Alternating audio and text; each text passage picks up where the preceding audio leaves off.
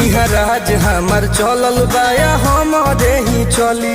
ढेर अइले गइले गुंडा माफिया कटने बाहुबली, केहू के बस के चीज नइखे। इहाँ राज हमार चलल बाया हमारे ही चली।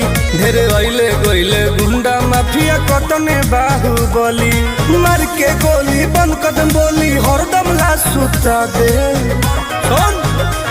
माहौल जवन बदली ओहके दुनिया से उठा दे, माहौल जवन बदली ओहके दुनिया से उठा दे।